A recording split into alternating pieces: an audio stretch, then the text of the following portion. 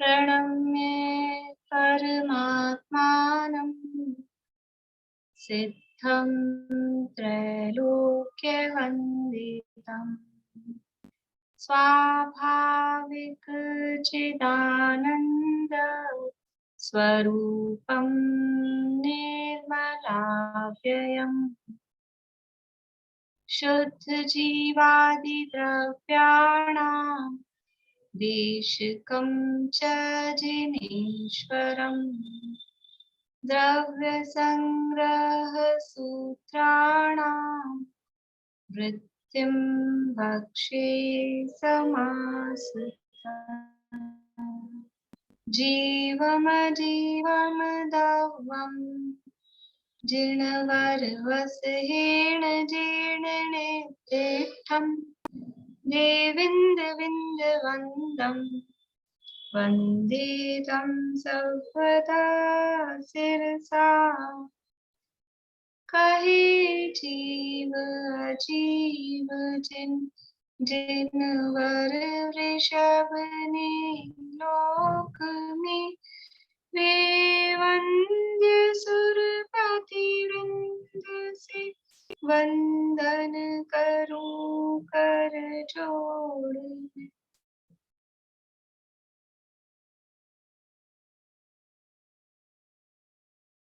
गाथा पाठ करेंगे।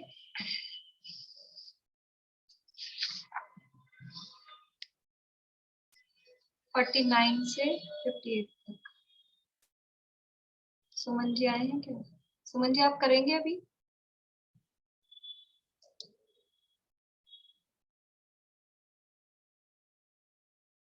अभी है अनुकूलता?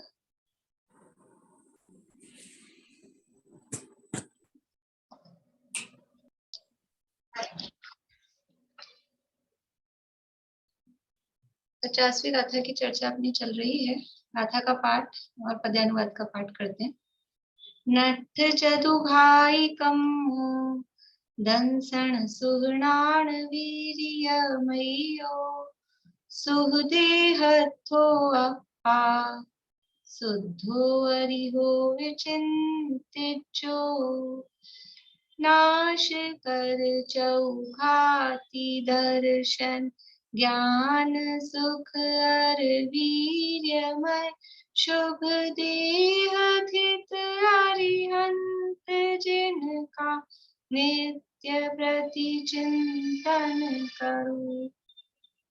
अनंत भगवान के ध्यान की प्रेरणा या इनका किस तरह से ध्यान करना चाहिए वो बताने वाली ये गाथा है। अनंत भगवान का स्वरूप बताया है और जो अनंत भगवान का स्वरूप है वास्तविक स्वरूप वितरकता और सर्वज्ञता। तो वो सर्वज्ञता वास्तव में है क्या? पहली बात, सर्वज्ञ भी कोई होता है या नहीं होता है, इसको ही दुनिया में नहीं मानते हैं। कुछ मत वाले ऐसे हैं, वो कोई सर्वज्ञ हो सकता है, होता है दुनिया में, ऐसा वो नहीं मानते हैं। तो यहाँ सर्वज्ञ की सत्ता सिद्ध की जा रही है कि दुनिया में सर्वज्ञ होते हैं। सर्वज्ञ अर्थात सबको जानने वाले। और फिर वो सर्वज्ञ कौन होते हैं, पहले तो ये सिद्ध कर रहे हैं। यहाँ अपने इस गाथा में नहीं सिद्ध करेंगे आगे की बात, यहाँ केवल सामान्य सर्वज्ञ सिद्धि है कि दुनिया में कोई ना कोई व्यक्ति सर्वज्ञ होता है। पर आगे न्याय शास्त्रों में फिर ये सिद्ध किया, इसको सिद्ध करने के बाद में, कि कोई ना कोई तो होता ही है। और वो कोई ना कोई कौन होता है? वो कोई ना कोई अनंत भगवान ही है। और उसके अलावा दुनिया में कोई सर्वज्ञ होता नहीं है, हो नहीं सकता है, क्योंकि जो वीतरागी होता है वही सर्वज्ञ होता है। इसलिए, और क्योंकि दुनिया में दूसरे मत वाले ऐसे भी हैं जो सर्वज्ञ को मानते हैं और वो कहते हैं हम सर्वज्ञ हैं। तो एक मत वाले हैं सर्वज्ञ को नहीं मानने वाले हैं, एक मत वाले हैं सर्वज्ञ को मानने वाले हैं। तो जो नहीं मानने वाले हैं उनको तो पहले सत्ता सिद्ध कर रहे हैं कि सर्वज्ञ होते हैं, और जो सर्वज्ञ को मानने वाले हैं वो किसी को भी सर्वज्ञ मानते हैं, रागी द्वेषी को भी। तो फिर उनके सामने सर्वज्ञ कौन होंगे? अरहंत भगवान ही, वीतरागी परमात्मा ही सर्वज्ञ होते हैं। फिर वो विशेष सर्वज्ञ सिद्धि न्याय शास्त्रों में की गई है। देखिए यहाँ अपनी चर्चा चल रही है, अनुमान के माध्यम से यहाँ सर्वज्ञ भगवान की सिद्धि की जा रही है। जो सामने वाले पक्ष उन्होंने जो अनुमान प्रस्तुत किया था उसके अनुमान का खंडन करने के बाद में अब दुनिया में सर्वज्ञ है, सर्वज्ञ को सद्भाव को सिद्ध करने वाले अनुमान यहाँ पर दिए जा रहे हैं। तो पहला अनुमान अपन ने देखा था, पहले अनुमान में जो पक्ष वाक्य था वो क्या था, प्रतिज्ञा वाक्य, कि कोई पुरुष सर्वज्ञ है, कोई पुरुष सर्वज्ञ है। और अनुमान उसमें दिया था कि बाधक प्रमाण का अभाव होने से, और हेतु उसमें दिया अपने को अनुभव में आते हुए सुख दुख की भांति।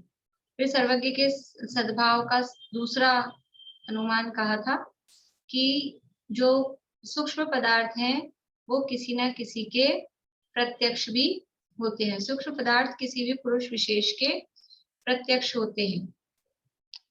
तो इसमें अपना पक्ष क्या है, जैसे अपन पूरा वाक्य जो है ना, सूक्ष्म पदार्थ किसी के प्रत्यक्ष होते हैं, ये पूरा वाक्य है, इसको बोलते हैं प्रतिज्ञा वाक्य।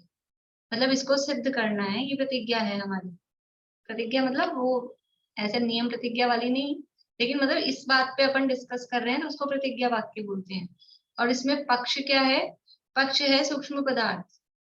सूक्ष्म पदार्थ किसी पुरुष विशेष के प्रत्यक्ष होते हैं, और उसका अनुमान दिया कि अनुमान का विषय होने से, क्योंकि वो जो पक्ष है वो अनुमान का विषय है, सूक्ष्म पदार्थ है वो अनुमान का विषय है।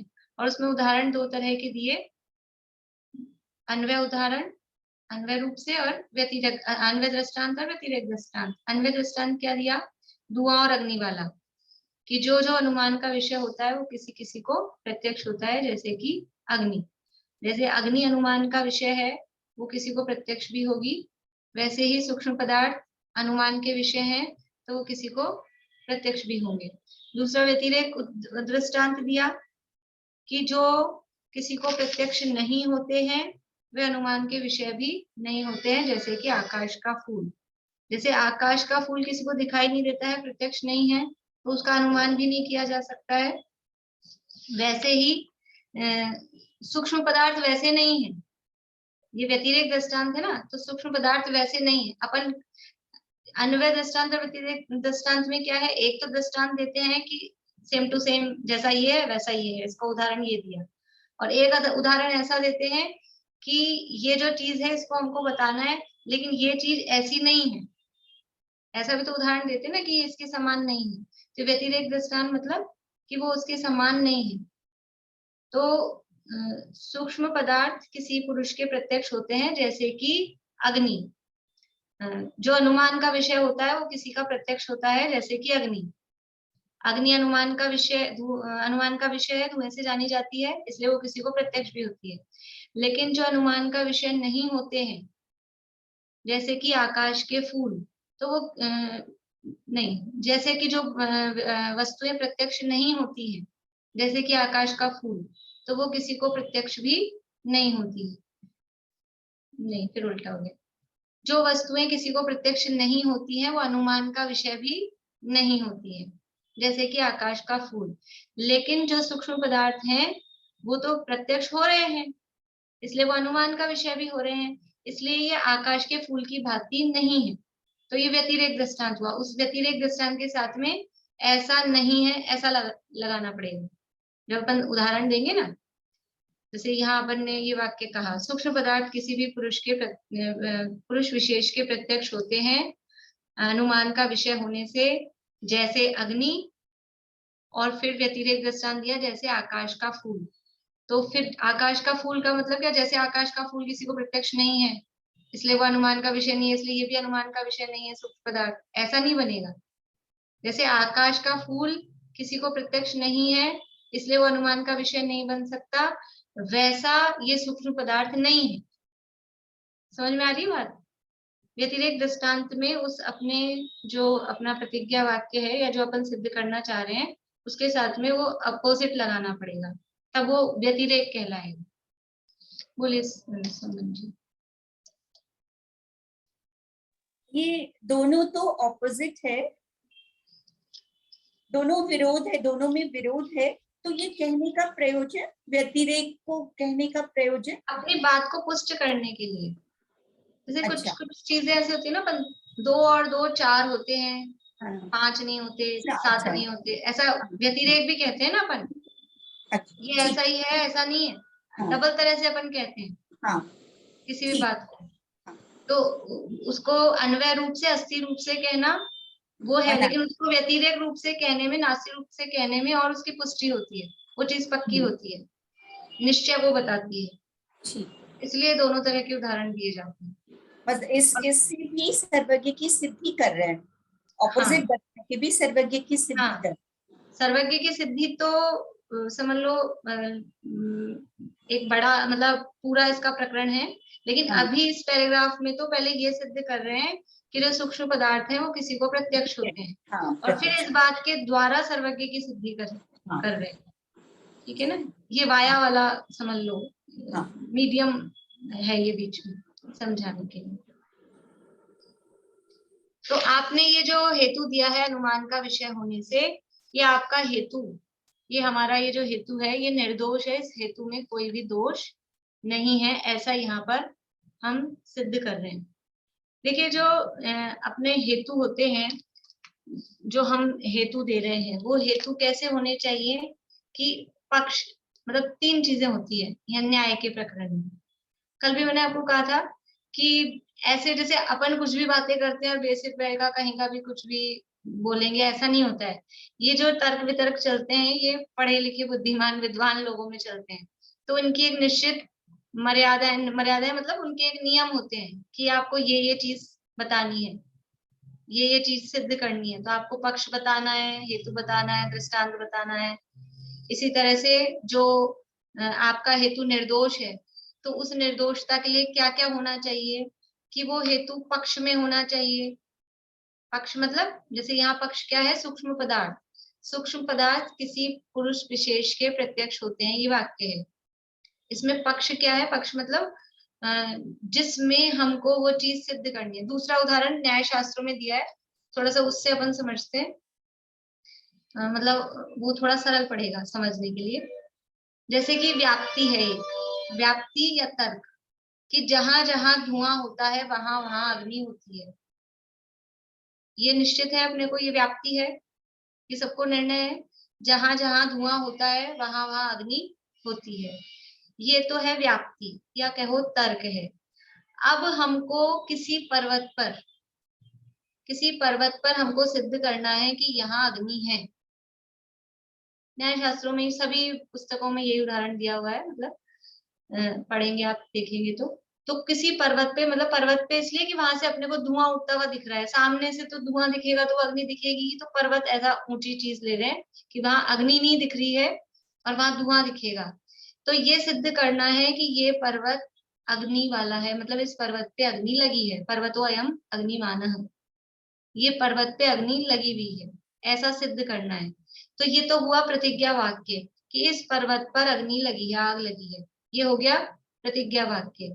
इसमें पक्ष क्या है, पक्ष मतलब जिस स्थान पर, जिस प्लेस पर, वो प्लेस भी हो सकता है, वस्तु भी हो सकती है, तो उस जगह हमको अपने साध्य को सिद्ध करना है। हमारा साध्य क्या है, साध्य क्या है, ये पर्वत अग्नि वाला है, इस पर्वत पर अग्नि लगी है, इसमें साध्य क्या है, इस पर्वत पर अग्नि लगी है। मीना चाची इसमें साध्य क्या है? साध्य तो अग्नि हुई ना। बहुत बढ़िया, साध्य है अग्नि, है ना। इस पर्वत पर अग्नि लगी है, तो हमको साध्य मतलब जिसको सिद्ध करना है, किसको सिद्ध करना है, अग्नि को, तो साध्य है अग्नि। और पर्वत है पक्ष, पर्वत क्या है, उसमें पक्ष है। जैसे पहले जो अपनी व्याप्ति थी उसमें पर्वत नहीं था, व्याप्ति क्या थी, जहां जहां धुआं होता है वहां वहां अग्नि होती है, तो अग्नि थी, अग्नि तो साध्य है ही, धुआं उसका साधन है, साधन कहो या हेतु कहो, धुआं साधन है, अग्नि साध्य है। ठीक है। और अब साधन के माध्यम से साध्य को जहां सिद्ध किया जा रहा है उसको बोलते हैं पक्ष। साधन के माध्यम से, हेतु के माध्यम से, अभी मैं परिभाषा वाले शब्द बोल रही हूँ, फिर उदाहरण वाले शब्द उस पर अपन लगाएंगे। ठीक है। साधन के माध्यम से साध्य को जहां पर सिद्ध किया जा रहा है उसे बोलेंगे पक्ष। ठीक है। साधन क्या है अपना,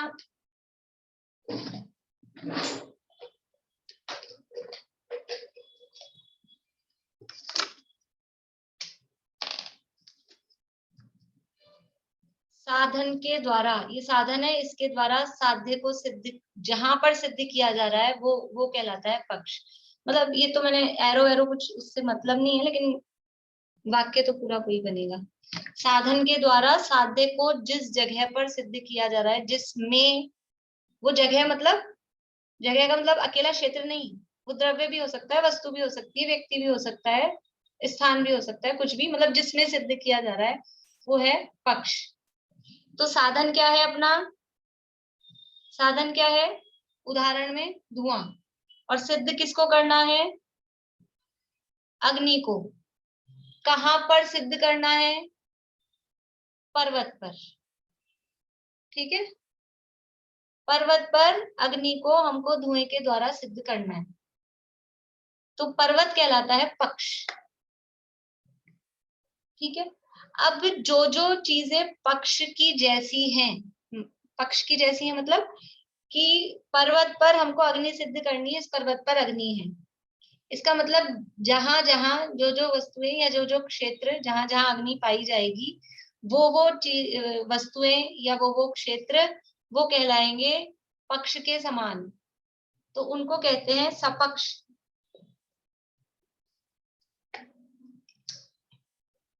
जो जो वस्तुएं या जो जो क्षेत्र पक्ष के जैसे हैं वो कहलाते हैं सपक्ष। जो अपने पक्ष में हो, अपने पक्ष में हो, तो जैसे पर्वत का सपक्ष, अभी पर्वत पर अग्नि सिद्ध करनी है, सिद्ध हो गई, मान लो पर्वतो अयम अग्निमान है धूमवत्वात्, कि अग्नि, पर्वत पे से धुआं दिखाई दे रहा है, इसलिए इस पर्वत पर आग लगी है ना, या ऐसे कहें इस पर्वत पर आग लगी है क्योंकि धुआं दिखाई दे रहा है, तो ये पर्वत पक्ष है। अब इस पर्वत का सपक्ष क्या होगा, पर्वत का सपक्ष का क्या होगा कि अपने को और कहाँ अग्नि दिखाई देती है, वो कहलाएगा सपक्ष। बोलिए रेणु जी, पूछना है कुछ या जवाब दे रहे हैं? नहीं, पूछना है।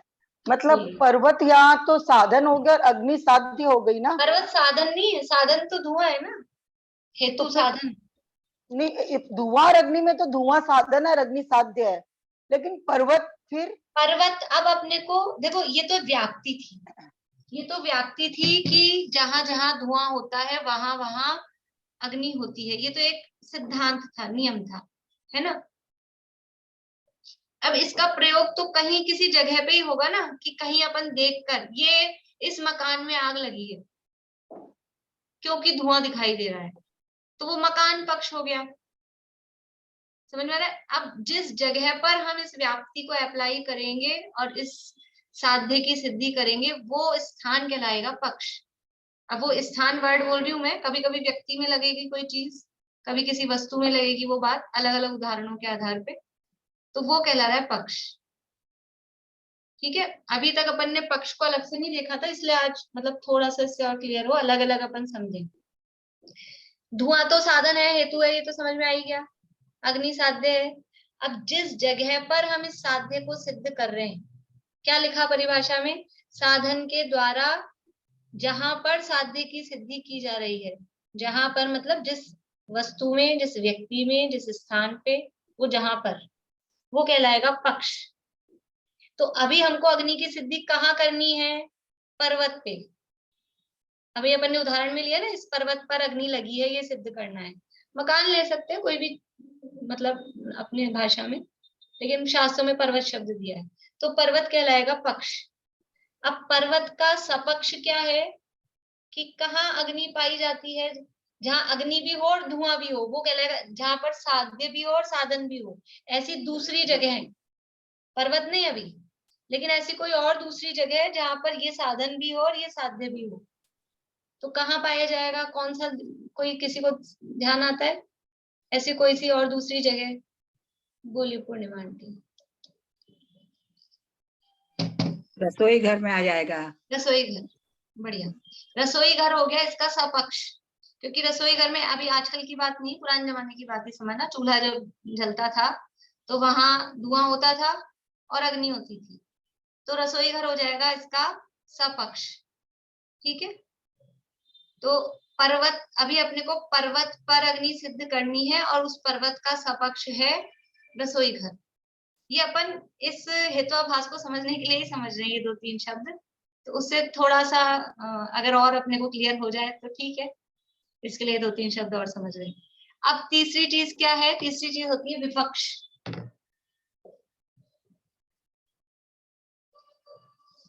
ये तो पक्ष था, ये सपक्ष हो गया रसोई घर। और विपक्ष, विपक्ष का मतलब क्या है कि जहां पर ना साध्य हो ना साधन हो, जहां पर साध्य भी नहीं पाया जा रहा, साधन भी नहीं पाया जा रहा, तो विपक्ष क्या होगा? बोलिए भारती आंटी। जैसे नदी है, नदी, नदी है, हम हमारे कमरे में बैठे हैं, यहाँ हम बैठे हैं तो ना अग्नि है ना धुआं है। जो भी अपनी और दूसरी जगह है, सब जगह अग्नि तो होती ही नहीं है, तो जो भी अपनी दूसरी जगह है, नदी, तालाब, घर, कमरे, ये सब विपक्ष हो जाएंगे। ठीक है, ये 3 शब्द समझ में आ गए आप लोगों को? पक्ष, सपक्ष और विपक्ष।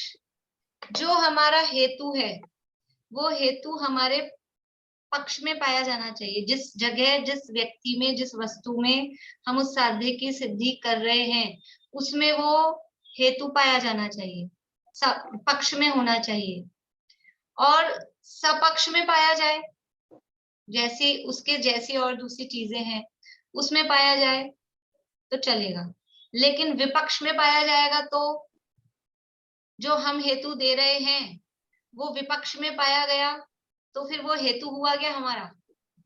हम जो हेतु दे रहे हैं, मान लीजिए ऐसा हेतु दिया कि इस पर्वत पर अग्नि है क्योंकि ठंडी हवा चल रही है, तो ठंडी हवा तो जहाँ अग्नि नहीं होती है वहां पाई जाती है, वो विपक्ष हो गया ना, तालाब पे पाई जाएगी, तो वो हेतु ही अपना गलत हो जाएगा। इसलिए हेतु के साथ क्या है कि हेतु पक्ष में होना चाहिए, सपक्ष में होना चाहिए या हो, लेकिन विपक्ष में हेतु नहीं पाया जाना चाहिए। विपक्ष में अगर हेतु पाया जाएगा तो फिर वो हेतु गड़बड़ है, सही नहीं है। बोली रेणु जी। चालू है। तो मैम इसका ऐसे बोलेंगे क्या कि जैसे जहाँ साध्य भी नहीं है साधन भी नहीं, यानी जिस साध्य की हम सिद्धि कर रहे हैं वहां न तो साधन है और न साध्य है, ठीक है, वो स्थान वो विपक्ष है, वो हाँ। विपक्ष है। ये वाली जो परिभाषा है मैंने अपनी भाषा में लिखाई है, मतलब यहाँ जो होंगी वो इसी तरह की लैंग्वेज होगी यहाँ पर भी, पर वो लैंग्वेज कठिन सी हो जाती है फिर अपने को। अब देखो अपन यहाँ से पढ़ते हैं थोड़ा सा, फिर ये जो दिए हैं ये इसके हेतुआभास उसको समझने की कोशिश करते हैं फिर से। पेज नंबर है 242, 242 नंबर।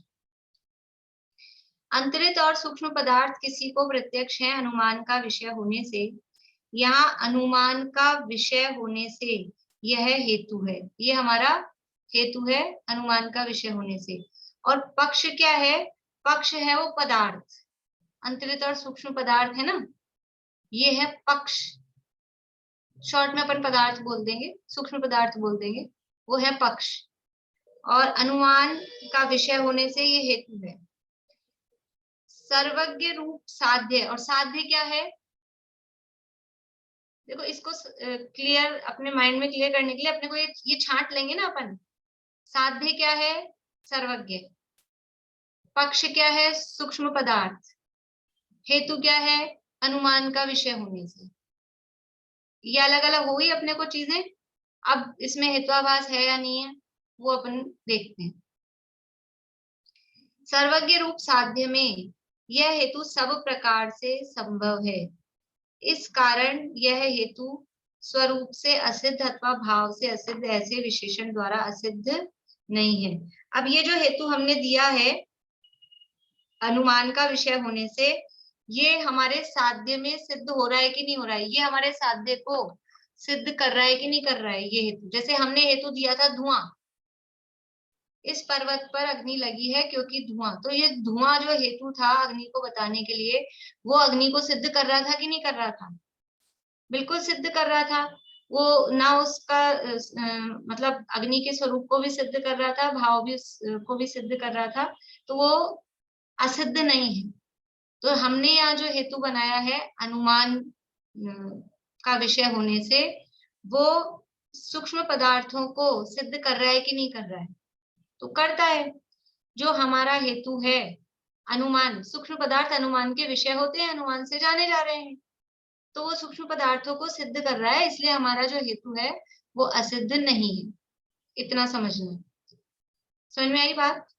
हमने जो हेतु दिया है, क्या हेतु दिया है कि अनुमान का विषय होने से, ये अनुमान का विषय होने से ये वाली बात, हमारा जो पक्ष है सूक्ष्म पदार्थ, उस पक्ष को, और जो हमारा साध्य है सर्वज्ञ, उसको वो सिद्ध कर रहा है कि नहीं कर रहा है?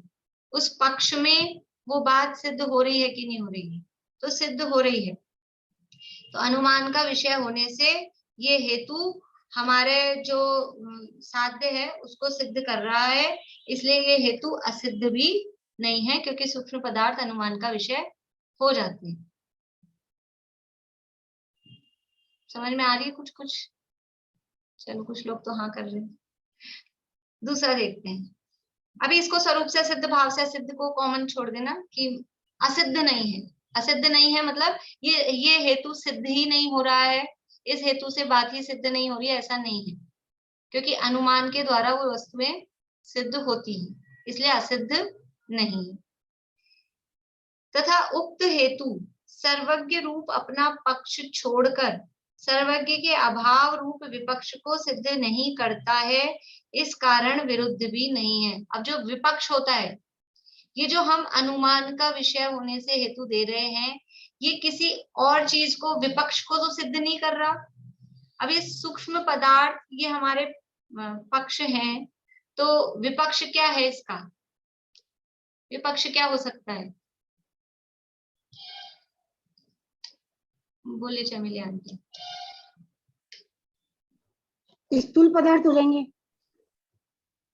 स्थूल पदार्थ अपोजिट है उस तरह से, ठीक है। स्थूल पदार्थ को अपन विपक्ष मानते हैं, तो ये विपक्ष को सिद्ध कर रहा है अनुमान का। ये जो हम हेतु दे रहे हैं, हम हेतु क्या दे रहे हैं? अगर अपन इसको मान के देखते हैं स्थूल पदार्थ को, तो ये जो हेतु है अपना अनुमान का विषय होने से, ये सर्वज्ञ रूप अपना पक्ष छोड़कर सर्वज्ञ के अभाव रूप विपक्ष, स्थूल पदार्थ नहीं, लेकिन ये जो सूक्ष्म पदार्थ किसी को प्रत्यक्ष हैं, ये जो अपना हेतु, ये जो अपना पक्ष है सूक्ष्म पदार्थ, और जो ये अपना हेतु है अनुमान का विषय, अनुमान का विषय होने से, तो ये अनुमान का विषय होने से ये सर्वज्ञता को ही सिद्ध कर रहा है, सर्वज्ञता के अभाव को सिद्ध नहीं कर रहा है। स्थूल पदार्थ ऐसा नहीं, लेकिन ये जो हमारा हेतु है ना, इस हेतु के माध्यम से हमको सर्वज्ञता ही सिद्ध हो रही है। कैसे हो रही है? कि सूक्ष्म पदार्थ किसी के ज्ञान के विषय हो रहे हैं, तो स्थूल पदार्थ तो हो ही जाएंगे। ये बात मैं कह रही थी, विषय हो रहे हैं, मैं यही कहना चाह रही थी कि स्थूल पदार्थ तो सर्वज्ञ के विषय, अनुमान के विषय होंगे ही होंगे। हाँ। तो इसका विपक्ष, वो विपक्ष में स्थूल पदार्थ नहीं लेंगे, वो तो विलोम शब्द हो गया उसका। नहीं, तो इसका विपक्ष तो कुछ हो ही नहीं सकता। मैं वही सोच रही हूँ, विपक्ष हो ही नहीं सकता है। तो विपक्ष हो ही नहीं सकता है, तो विपक्ष को सिद्ध ही नहीं कर रहा है। ठीक है, इसका विपक्ष क्या बनेगा? विपक्ष बने ही नहीं रहा है, क्योंकि सब कुछ उनके जानने में आ रहा है ना। सूक्ष्म पदार्थ भी अनुमान के विषय हो रहे हैं, तो सूक्ष्म पदार्थ अनुमान का विषय होने से ज्ञान के प्रत्यक्ष हो रहे हैं, तो फिर और तो सब हो ही जाएंगे। तो जो कुछ है वो सब सपक्ष ही है।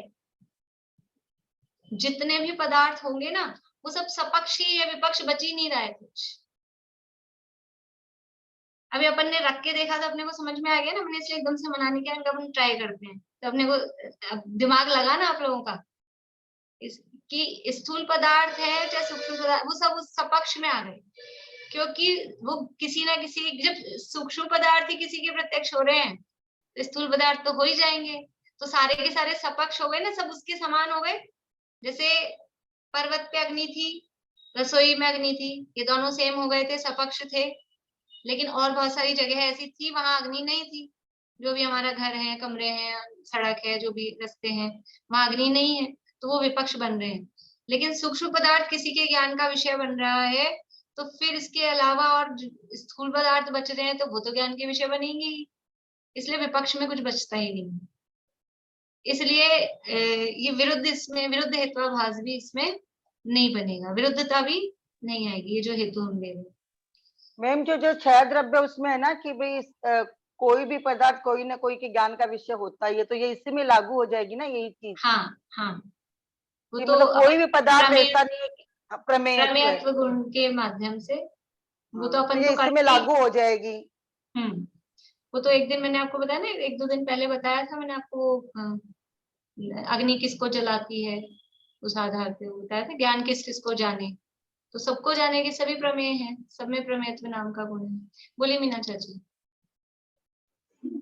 दीदी जैसे आपने बोला कि ये तो विपक्ष भी हो जाएगा ना यदि सूक्ष्म नहीं होगा विपक्ष, क्योंकि ये सूक्ष्म पदार्थ ज्ञान का विषय बन रहे हैं, तो सारे पदार्थ बनेंगे, फिर बचेगा ही कौन। तो ये तो हो गया विपक्ष। और स्वपक्ष में कैसे अपन इसको विपक्ष नहीं हुआ, विपक्ष इसमें है ही नहीं, विपक्ष हाँ, कुछ है ही नहीं, सिद्ध नहीं होता, ऐसा ही ना। हाँ विपक्ष है ही नहीं इसमें, ये है जो ही हमने नहीं, अनुमान दिया है इसमें विपक्ष कुछ है ही नहीं, तो कुछ विपक्ष है है नहीं तो विरुद्ध भी नहीं है। जो हेतु, विरुद्ध हेत्वाभास की क्या परिभाषा लिखी है, बोलिए, कल लिखी थी आपने विरुद्ध है। विरुद्ध हेत्वाभास की? हाँ, जिस हेतु का साध्य से विपरीत पदार्थ के साथ अविनाभाव हो उसे विरुद्ध हेत्वाभास कहते हैं। तो साध्य से विपरीत पदार्थ का मतलब है विपक्ष। वो कल अपन ने विपक्ष शब्द नहीं सीखा था ना, इसलिए वो विपक्ष शब्द उसमें दिया नहीं था। अच्छा, साध्य से विपरीत पदार्थ मतलब वो विपक्ष हो गया ना, जिसको हमको सिद्ध करना है, अग्नि को सिद्ध करना है, तो उससे विपरीत पदार्थ हो गए वो ठंडी हवा, पानी, नदी, तालाब, वो सब विपक्ष हो गए। विपक्ष नहीं, और ये स्वपक्ष इसमें कैसे अपन सिद्ध करें? फिर से बोलिए, आपकी आवाज थोड़ी कट गई। मैं कह रही हूँ इसमें स्वपक्ष अपन कैसे सिद्ध करेंगे? ये सपक्षी तो है, पदार्थ है ना, पदार्थ सारे सपक्ष हो गए क्योंकि वो ज्ञान के विषय बन रहे हैं, तो सारे ही पदार्थ सपक्ष हैं। हाँ, तो वो जो पदार्थ है वो सपक्ष हो गए। हाँ ठीक है। आपको तो एक हेतु यानी जो एक हेत्वाभास था असिद्ध, वो भी लागू नहीं हुआ, असिद्ध भी नहीं है ये हमारा हेतु, और ये हमारा हेतु विरुद्ध भी नहीं है, क्योंकि विपक्ष है ही नहीं, विपक्ष में लागू ही नहीं हो रहा है, विपक्ष में जा ही नहीं रहा है। जो हेतु विपक्ष में भी जाए, विपक्ष में भी जाए मतलब उसमें भी अप्लाई हो जाए, वो कहलाता है विरुद्ध हेतु, विरुद्ध हेत्वाभास। तो विपक्ष में भी नहीं जा रहा और केवल सपक्ष में ही जा रहा है, तो सिद्ध हो रहा है सपक्ष में ही है, इसलिए असिद्ध भी नहीं है, विपक्ष में नहीं जा रहा है, इसलिए विरुद्ध भी नहीं है। अभी तीसरा ऐसा कि तीसरा दोष था अनेकांतिक। अनेकांतिक ऐसा कि सपक्ष में तो पाया जा रहा है लेकिन विपक्ष में भी पाया जाए, तो अनेकांतिक दोष से युक्त हेतु कहा जाता है। कुछ हेतु ऐसे हो सकते हैं अपने में तो पाए जा रहे हैं लेकिन दूसरे में भी पाए जा रहे हैं, जैसे कि जीव का हेतु बना दिया जाए, जीव का हेतु बना दिया जाए अमूर्तिकपना, अमूर्तिकपना जीव का हेतु है, तो जीव अमूर्तिक होता है, सपक्ष में पाया जा रहा है, लेकिन जीव से विपक्ष वाले कौन है, धर्म धर्म आकाश काल, उसमें भी पाया जा रहा है। तो ये जो हेतु है अमूर्तिकपना, ये कैसा है, अनेकांतिक है, अपने में भी पाया जा रहा है, दूसरे में भी पाया जा रहा है, सपक्ष में भी पाया, जो हेतु सपक्ष में भी पाया जाए विपक्ष में भी पाया जाए वो कहलाता है अनेकांतिक। इसको यहाँ शब्द दिया है व्यभिचारी। व्यभिचारी मतलब, व्यभिचारी का मतलब क्या है कि स्वपत्नी के साथ भी रहे और परस्त्री के साथ भी रहे, वो पुरुष व्यभिचारी कहलाता है। तो ये जो हेतु स्वपक्ष में भी घुस रहा है विपक्ष में भी घुस रहा है, तो ये कैसा है, व्यभिचारी है, इसको बोलते हैं अनेकांतिक दोष से युक्त हेतु। तो जो हमारा हेतु था अनुमान का विषय होने से, ये हमारा हेतु था यहाँ पर सर्वज्ञ की सिद्धि के लिए, तो इसमें विपक्ष तो बचा ही नहीं है अपने पास में, तो विपक्ष में जा ही नहीं रहा है, इसलिए इसमें अनेकांतिक दोष भी नहीं लगेगा। समझ में आया? जो अपने को विरुद्ध वाला सिद्ध हो गया ना, विरुद्ध नहीं है, उसी से अनेकांतिक भी सिद्ध हो गया, क्योंकि इसमें विपक्ष है ही नहीं। जहां विपक्ष में जाएगा अगर हेतु, तो उसमें विरुद्ध हेत्वाभास और अनेकांतिक हेत्वाभास, ये दो हेत्वाभास बनेंगे अगर विपक्ष में जाएगा तो। लेकिन विपक्षी ही नहीं है तो जाएगा कहाँ से? यहाँ अपने पास विपक्षी खड़ा नहीं हुआ, विपक्षी खड़ा नहीं हुआ तो हेत्वाभास भी नहीं बनेंगे। आया समझ में थोड़ा रेखा भाभी? आ रहा है समझ में? देखो यहाँ से पढ़ते हैं। तथा वह हेतु, बीच में पढ़ रही हूँ इस पैराग्राफ में, तथा वह हेतु जिस प्रकार सर्वज्ञ के सद्भाव रूप स्वपक्ष में वर्तता है, उसी प्रकार सर्वज्ञ के अभाव रूप विपक्ष में भी नहीं वर्तता। इस कारण उक्त हेतु अनेकांतिक भी नहीं है। अनेकांतिक का क्या अर्थ है? व्यभिचारी, ऐसा अर्थ है। ठीक है, ये तो अनेकांतिक का अर्थ व्यभिचारी, मतलब केवल सपक्ष में पाया जा रहा है, विपक्ष है ही नहीं, तो विपक्ष में पाया भी नहीं जा रहा है, इसलिए अनेकांतिक दोष भी इसमें नहीं आ रहा है। तथा उक्त हेतु प्रत्यक्ष आदि प्रमाणों से बाधित भी नहीं है, तथा वह हेतु सर्वज्ञ को नहीं मानने वाले प्रतिवादियों को असिद्ध ऐसे सर्वज्ञ का सद्भाव सिद्ध करता है। इस कारण अकिंचित कर भी नहीं है। अकिंचित कर हेतु किसको कहा था? परिभाषा बताइए अकिंचित कर की। सुनीता भाभी आपने लिखी है।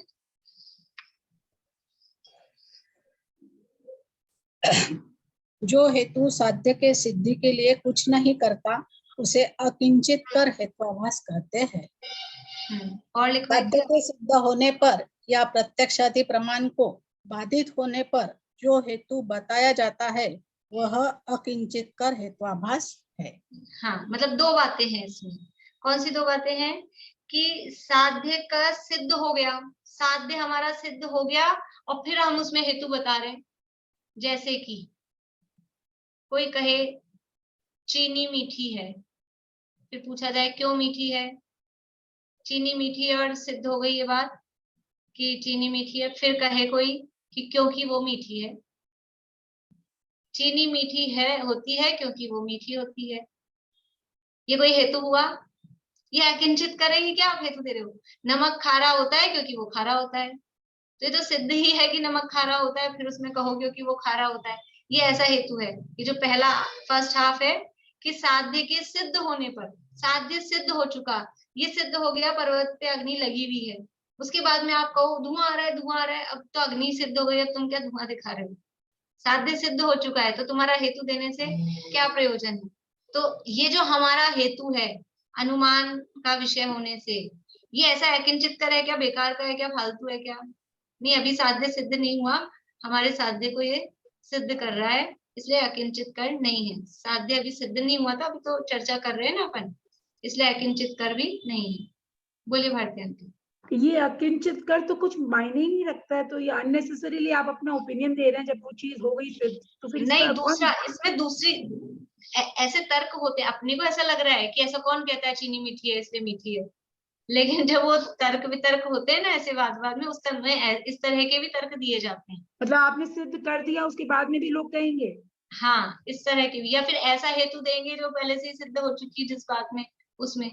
तो ये तो एक पॉइंट हुआ। मतलब दो तरह से अकिंचित कर होता है। तो पहला तो है कि वो साध्य का सिद्ध होने पर आप हेतु दे रहे हो, और दूसरा क्या है कि प्रत्यक्ष आदि प्रमाणों से बाधित होने पर जो हेतु यूज में आ रहा है, कि साफ साफ कुछ और दिख रहा है और कुछ और आप हेतु दे रहे हो। प्रत्यक्ष आदि प्रमाणों से बाधित होने पर, जैसे कि ऐसा कहें कि अग्नि ठंडी है, क्यों? क्योंकि वो द्रव्य है, अग्नि को ठंडा सिद्ध करना है। ठीक है, तो पहली बात तो ये प्रत्यक्ष से बाधित है। अग्नि ठंडी होती है क्या? नहीं होती है। अब उसमें हेतु क्या दे रहे हैं? क्योंकि वो एक द्रव्य है। तो क्या जो जो द्रव्य होता है वो ठंडा होता है? ठंडा तो केवल शुद्ध द्रव्य ही होता है ना। ये इस तरह के हेतु दिए जाते हैं। जैसे कल अपन ने वो लिया था ना उदाहरण, शब्द अपरिणामी है, शब्द नित्य है क्योंकि वो किसी ने कृतक है, वो किसी के बनाए हुए हैं। ये उदाहरण शास्त्रों में दिया है इसके लिए। मतलब जो आप हेतु दे रहे हो वो प्रत्यक्ष आदि प्रमाणों से बाधित हो रहा है। क्या कह रहे हैं कि शब्द नित्य हैं क्योंकि उन शब्दों को किसी ने बनाया है, क्योंकि वो कृत्रिम है। तो कृत्रिम चीजें नित्य होती हैं क्या? ये तो प्रत्यक्ष से बाधित है। जो चीजें कृत्रिम है, किसी मैन मेड है, किसी ने बनाई है, वो तो नई बनी है।